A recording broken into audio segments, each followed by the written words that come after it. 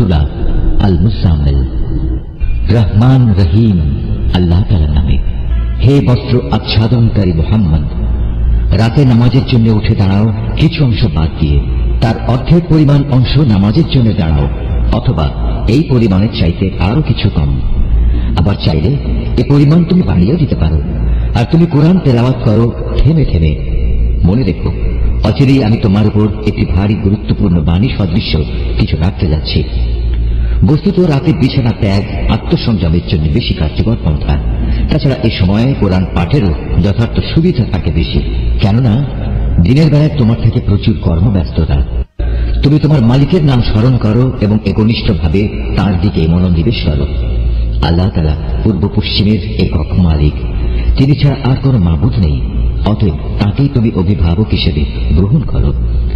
এর নির্বোধ লোকেরা তোমার সম্পর্কে যেসব কথাবার্তা বলে তাতে কান না দিয়ে বরং তুমি ধৈর্য ধারণ করো এবং সুন্দরভাবে তাদের কাছ থেকে দূরে সরে এসো। আর সহায় সম্পদের অধিকারী এই মিথ্যাবাদীদের সাথে ফয়সালার ব্যাপারটা তুমি আমাকে ছেড়ে দাও এবং কিছুদিনের জন্য তুমি তাদের অবকাশ দিয়ে রাখো।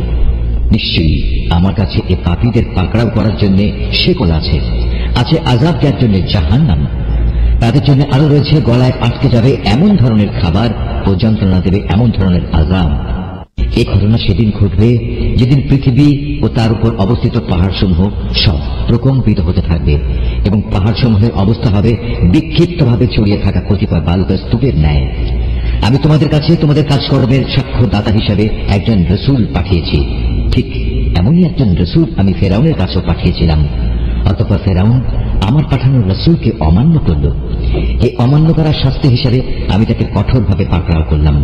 আজ যদি তোমরাও সেদিনকে অস্বীকার করো তাহলে আল্লাহর আযাব থেকে বলো কিভাবে তোমরা বাঁচতে পারবে, যেদিন অবস্থার ভয়াবহতা অল্প বয়স্ক কিশোর বালকদেরও বৃদ্ধ বানিয়ে দেবে। সেদিন আসমান ফেটে ফেটে পড়বে। এ হচ্ছে আল্লাহর প্রতিশ্রুতি, আর তা সংঘটিত হবেই। এ বাণী হচ্ছে একটি উপদেশ মাত্র। কোন ব্যক্তি চাইলে এর মাধ্যমে সহজেই নিজের মালিকের দিকে যাওয়ার একটা রাস্তা গ্রহণ করে নিতে পারে। হে নবী, তোমার মালিক একথা জানেন তুমি ইবাদতের জন্য কখনো রাতের 2/3, কখনো অর্ধেক অংশ, আবার কখনো 1/3 দাঁড়িয়ে থাকো। তোমার সাথে তোমার সাথীদের এক দলও এমনটি করে। মূলত রাত দিনের এই হিসাব তো আল্লাহ তাআলাই ঠিক করে রাখেন। তিনি এও জানেন তোমরা এর সঠিক হিসাব করতে সক্ষম হবে না। তাই আল্লাহ তাআলা এ ব্যাপারে তোমাদের উপর ক্ষমা পরায়ণ হয়েছেন। অতএব এখন থেকে কোরআনের যে পরিমাণ অংশ তেলাওয়াত করা তোমাদের জন্য সহজ, ততটুকুই তোমরা তেলাওয়াত করো। তিনি আল্লাহ তাআলা তোমাদের অবস্থা জানেন।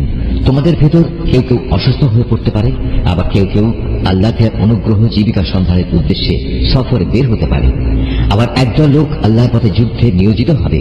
তাই এই পরিপ্রেক্ষিতে তার যেটুকু অংশ পড়া তোমাদের জন্য সহজ ততটুকুই তোমরা পড়ো।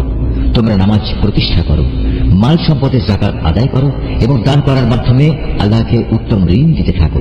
মনে রাখবে, যা কিছু ভালো ও উত্তম কাজ তোমরা আগে ভাগেই নিজেদের জন্য আল্লাহর কাছে পাঠিয়ে রাখবে, তাই তোমরা আল্লাহর কাছে সংরক্ষিত দেখতে পাবে।